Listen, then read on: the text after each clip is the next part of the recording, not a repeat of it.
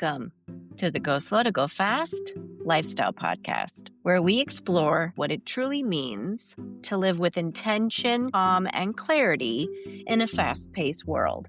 What if the secret to a richer, more fulfilling online experience isn't more content, but more humanity? Over the past few weeks on Go Slow to Go Fast, I've been in powerful conversations with Kelsey Green about digital detoxing and Colin Corby about digital minimalism, both exploring how our devices, our constant inattention, and the sheer volume of screen time are quietly reshaping our relationships, our focus, and our sense of presence. Those conversations with Kelsey and Colin, they keep circling back in my mind with this core question: what is this all doing to our ability to listen, to stay focused on what actually matters, to be fully present with the people right in front of us? We talk a lot about screen time, productivity, and digital boundaries, and those matter deeply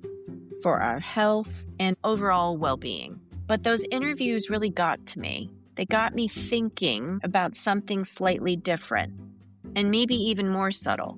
When we do find ourselves online, when we're in those spaces, when we are on Instagram or other social media outlets, what happens to empathy when so much of our connection happens online? Because when we're overstimulated, distracted, and constantly switching attention, we don't just lose focus, we lose patience, we lose curiosity, and we lose our ability to pause. And that's where this idea of digital empathy comes into play. I mean, for the longest time, I used social media apps to stay in contact with my friends and family who were across the country or across the world. And it was a way for me, having moved across states, to stay in touch with those I loved or those I missed or those I haven't seen in years, reconnecting with friends from high school or college, just staying in touch with people. And if you're a friend with me, I could not see you for 5 years, but we'll pick back up where we left off. That's how my friendships are. But I find in the social media or social outlets in the digital media space, it can be a little different, especially now when so much have come into these social media spaces, where I think 5 years ago, most of these spaces were places to escape, to have fun, to look at cats on skateboards, like my husband likes to say. But now it's really amping up and people are becoming very divided in these spaces. And I think this requires us to have even more empathy when we're online, instead of hiding behind a facade and either ignoring or escaping and not involving ourselves in conflict, or to lean into those spaces when those conversations do get tough. And so that's where this idea of digital empathy comes into play, not as another rule or restriction, but as a way to bring our offline values, kindness, presence, and humanity into the online space. And most of us didn't step into the online space looking for a fight or trying to be critical or combative or reactive or emotionally exhausted, right? We're looking for, frankly, we're looking for ways to connect or to escape and have some fun or brevity. So, or maybe you're looking for inspiration or looking for a recipe. There's lots of reasons why we're going online these days. And I'm doing research on the differences between Instagram, TikTok, and YouTube. And it seems like more and more people are going to YouTube to get an answer for a question that they have. And so they're going to YouTube for a specific reason. They might go to Instagram or TikTok to escape, or to find inspiration, or have a laugh, or get away from it all, just, watch some mindless videos with cats on skateboards. But if you came for inspiration, you came for learning or for connection, then most likely you're a leader, you're an educator, and you're thoughtful.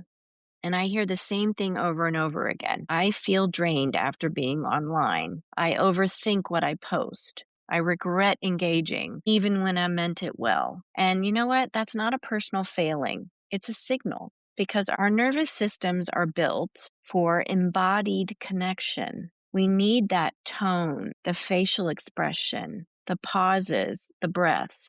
And you know what? Online spaces are just removing all of that out of the equation. But, they also don't remove the responsibility for us to be human, especially as AI becomes more prevalent. So it requires us now, in this day and age, to be even more present with intention, not less. So, digital empathy, it isn't about being agreeable, it's not about avoiding hard conversations or silencing your voice. It is okay to disagree. It is okay to have an opinion that is different from those you love or admire.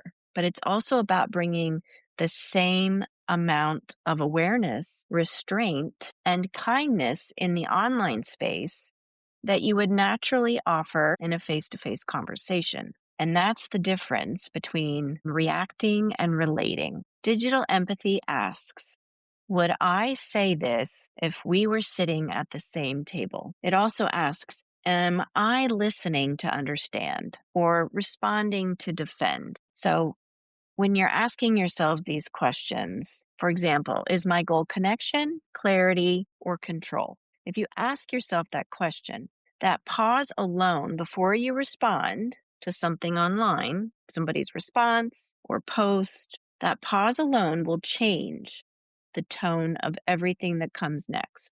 And I have been guilty of this. I have responded to emails in my past that I'm not proud of. And so I've been thinking about this. Not only do we need to set boundaries in the digital space for the time that we are on devices, on screens, the time we are focused on a certain task, we need to set those boundaries so we still have plenty of time for spending our days with chunks of time with the people that we love, doing activities that we love, and sometimes together and sometimes alone.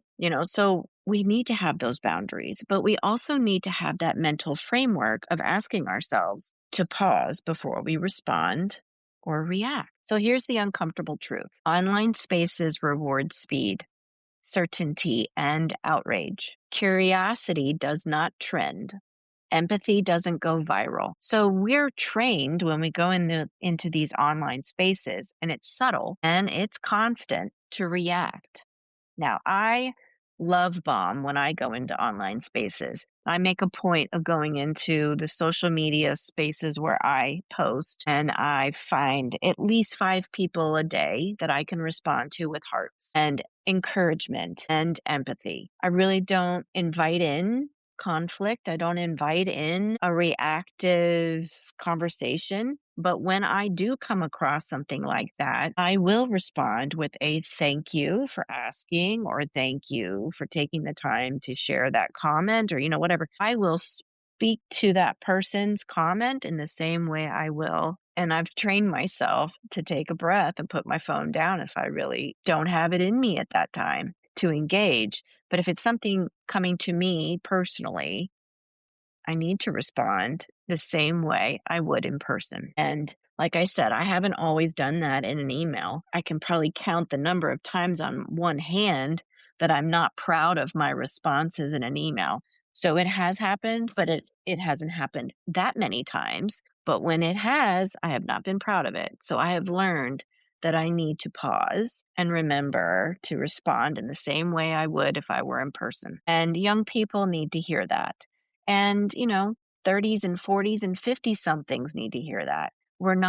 We are human, and we should be responding as if we are human and not reacting in a way that we wouldn't be proud of. So we're trained subtly and constantly to react, to correct, to perform confidence instead of practice, and instead of practicing understanding. But reaction creates friction, and friction over time creates fatigue.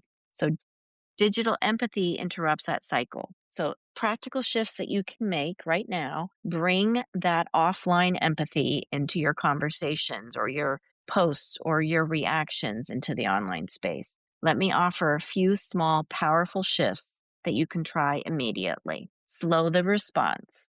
Like I said, you can put down your device. You don't owe anybody immediate response. A thoughtful pause often leads to a wiser reply.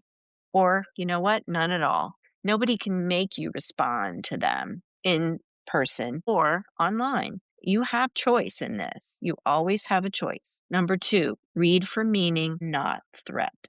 Before responding to somebody online, ask yourself, what might this person be protecting, fearing, or hoping for? That question alone softens the exchange. Number 3, name humanity. Simple phrases like, I hear what you're saying. That makes sense given your experience. Or, you know what? I hadn't thought of it that way. That restores dignity to the conversation. You can also, number 4, disengage with integrity. Empathy does not mean endurance. Choosing not to engage is sometimes the most self-respecting option available. And that's not disengagement from humanity. It's discernment. So for parents and leaders, especially those of you that influence others, littles and bigs, how you show up online matters more than you think. Your tone, your pause, and your willingness to stay grounded all teaches those who are watching. Digital empathy is a form of quiet leadership, of slow leadership. It creates psychological safety, even in the comment sections. And in today's world, that is rare. The goal of online connection is not to win arguments or prove intelligence or performative. The goal is connection without depletion. And that happens only when we bring our offline values, curiosity, respect, and kindness into our online behavior. So here's a question to sit with. What would change if you treated every online interaction as a real human moment? Not content, not noise, and not something to manage. Digital empathy doesn't require more effort. It just requires more presence. And presence, online or offline, is where real connection lives. If this episode resonated with you, please consider sharing it with someone you know who's craving a healthier relationship with the digital world. And remember, you don't need to speak louder, react faster, or post more to matter. Sometimes the most powerful thing you can do, online or off, is lead with humanity. And until next time, the light in me honors the light in you. And as you head into the rest of your week, let your light shine through. Go slow to go fast, and thanks for listening.